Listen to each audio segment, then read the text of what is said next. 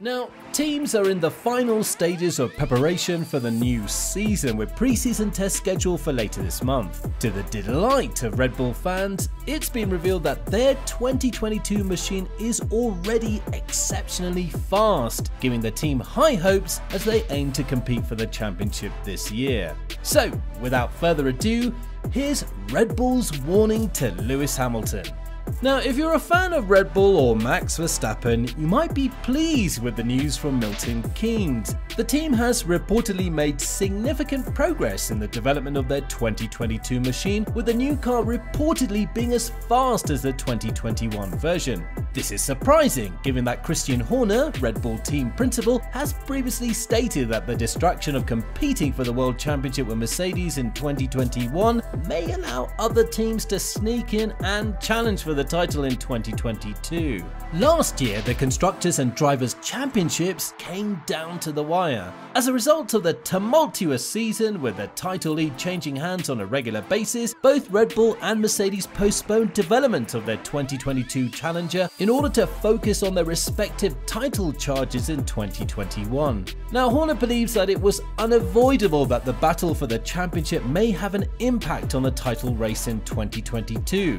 I think there could be a shake-up in the order. You could see teams like Ferrari, McLaren, maybe even one or two surprises, because it's a complete reset of the regulations, and ourselves and Mercedes were very much involved in last year's championship fight. So inevitably that takes a little bit of distraction and emphasis away from the following year. We expect to have some very fierce competition out there this year, and I think it's going to be an exciting championship ahead.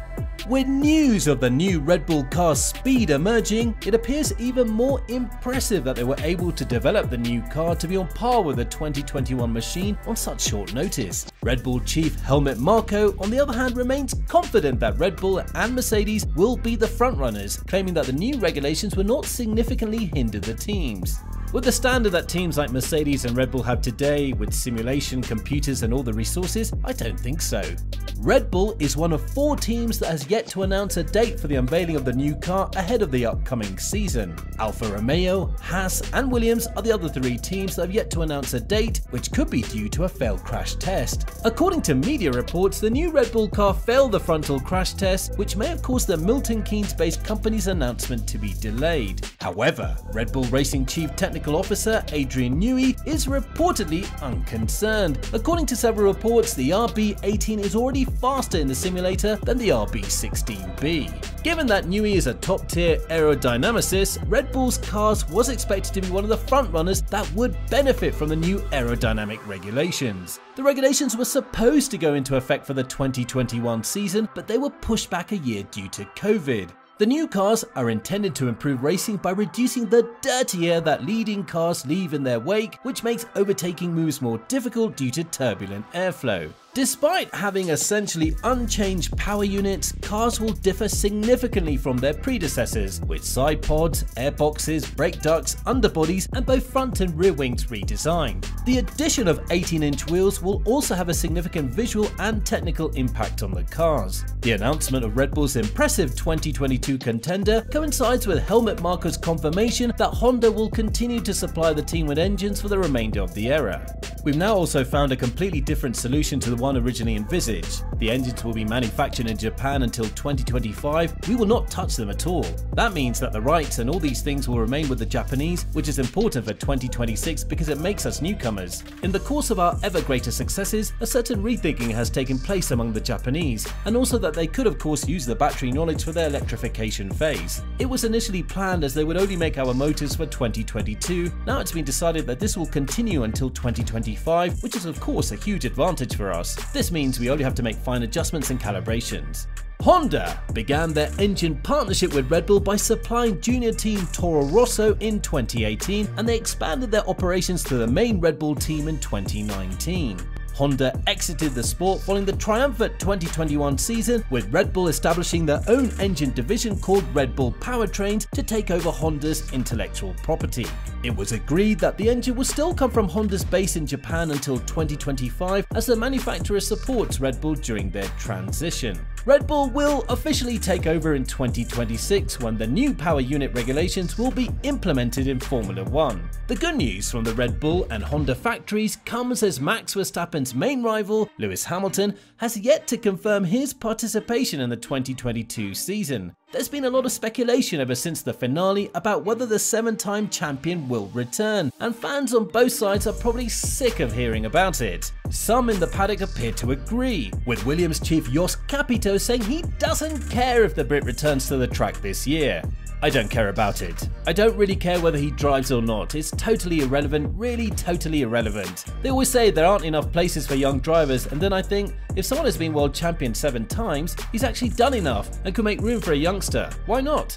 Hamilton is said to be refusing to make a decision on his future until the investigation into Verstappen's title-clinching victory in Abu Dhabi is completed. The FIA, however, is no closer to concluding its investigation to Michael Massey's decision-making and his infamous handling of the safety car period. Christian Horner, on the other hand, hopes to see Hamilton back on the track next season. Despite the fact that Hamilton is his man's biggest obstacle to retaining the championship this year, Horner hopes he stays because the pair are in a league of their own.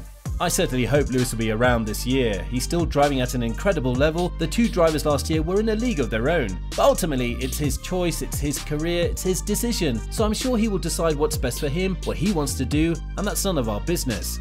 Head of Mercedes, Toto Wolff, however, appears cautiously optimistic about the prospect of Hamilton teaming up with new Silver Arrows acquisition George Russell.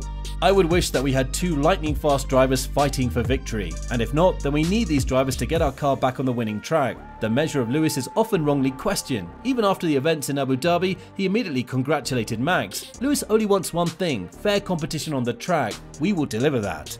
However, there are no questions on the other side of the garage. After winning his first title in Abu Dhabi, Verstappen declared his intention to stay with Red Bull for the next 10 to 15 years. A few days later, at the Paris Awards ceremony, team principal Christian Horner stated his intention to keep the 24-year-old Dutchman on the team long term. At the time, Horner stated, "I look forward to racing with Max for many years to come, and I believe the best years are very much still to come." Even though Verstappen already has a lucrative contract through the end of 2023, it was expected that talks about a new contract would have begun by now. Despite the delays, Marco confirmed in an interview with Austrian media that the talks will begin soon. We will have talks with Max in the next few weeks. His manager Raymond Vermeulen was difficult to contact because his son was at the 24-hour race in Dubai together with Jos Verstappen. Verstappen is believed to earn around $25 million per season, plus a $1 million race win bonus. A further bonus of close to $10 million was reportedly offered for winning the title. With Lewis Hamilton reportedly earning between $30 to $40 million per season with Mercedes, Verstappen may have to settle for being the second highest paid driver on the grid. On the topic of Verstappen's salary, Marco revealed, "With Verstappen, we're already close to this limit. There will be an end at some point." With the circuit at Barcelona Catalunya set to host the first appearance of the new cars with a 3-day test from February 23rd to 25th, teams don't have much time to prepare. The first test, however, will not be broadcast live on television. Instead, a 60-minute summary will be broadcast each day on F1 TV. This makes judging the speeds of the new cars and determining the winners and losers of the new regulations all the more difficult for fans. It will be fascinating to see which teams and drivers were able to overcome the challenges posed by the new rule set, but if media reports are to be believed, Red Bull may be the front runners in 2022.